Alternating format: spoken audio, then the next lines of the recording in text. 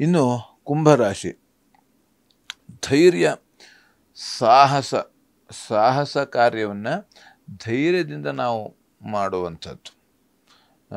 ಕ್ಲಿಷ್ಟಕರವಾದ ಕೆಲಸ, ಆ ಒಂದು ಸಂದರ್ಭ, ಕ್ಲಿಷ್ಟಕರವಾದಂಥ ಸಂದರ್ಭ, ಅದನ್ನು ನಾವು ಧೈರ್ಯದಿಂದ ಮಾಡುವಂಥದ್ದು. ಅಂದರೆ ಧೈರ್ಯಂ ಸರ್ವತ್ರ ಸಾಧನಂ.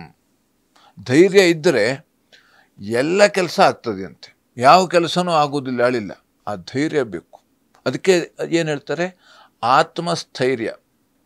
ಆತ್ಮಸ್ಥೈರ್ಯ ಒಂದು ಇದ್ದುಬಿಟ್ರೆ ಹುಲಿನೂ ನಾವು ಓಡಿಸ್ಬೋದಂತೆ. ಹುಲಿನೇ ಓಡಿ ಬರ್ತಾ ಇದೆ, ನಾವು ಹಿಂದೆ ನಿಂತು, ಆ ಧೈರ್ಯ ನಮಗೆ ಇರುವುದಿಲ್ಲ ಆ ಸಂದರ್ಭದಲ್ಲಿ. ಯಾಕಂದರೆ ಎಲ್ಲಕ್ಕೂ ಈಗ ಹುಲಿ ಅದು ಬೇಟೆಯಾಡಿ ಹೇಗೆ ಆಡುವಂಥದ್ದು, ಹಿಂದಿನಿಂದ ಹೋಗಿ ಅದು ಕುತ್ತಿಗೆಗೆ ಬಾಯಿ ಆಗ್ತದೆ. ಎದುರಿಗೆ ಬಂದರೆ ಅದೇನು ಮಾಡೋದಿಲ್ಲ, ಅದು ಓಡಿ ಹೋಗ್ತದೆ. ನಾವು ನೋಡ್ತೇವಲ್ಲಿ.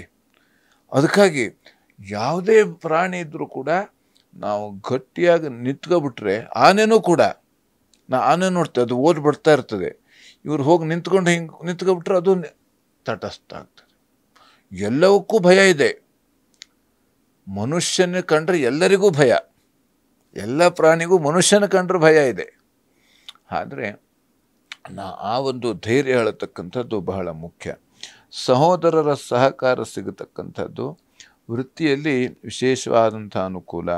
ಹಾಗೆ ಧರ್ಮ ಕಾರ್ಯಗಳಲ್ಲಿ ತೊಂದರೆ, ಈಗ ದಾನ ಧರ್ಮ, ನಾವು ಒಳ್ಳೆ ಅದು ಪೂಜೆ ಪುನಸ್ಕಾರ ಇತ್ಯಾದಿಗಳನ್ನು ನಾವು ಮಾಡುವಾಗ ತೊಂದರೆಗಳು ಜಾಸ್ತಿ, ಅಥವಾ ಯಾರು ಸಜ್ಜನರು ಇರ್ತಾರೋ ಅವರಿಗೆ ಜಾಸ್ತಿ ತೊಂದರೆ.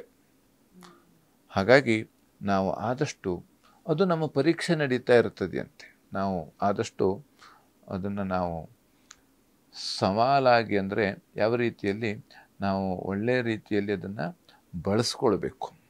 ಹಾಗೆ ಗುರು ಪ್ರಾರ್ಥನೆ ಅಥವಾ ಔದುಂಬರ ವೃಕ್ಷ ಪ್ರದಕ್ಷಿಣೆಯನ್ನು ಮಾಡೋದರಿಂದ ಅನುಕೂಲ ಇರತಕ್ಕಂಥದ್ದು.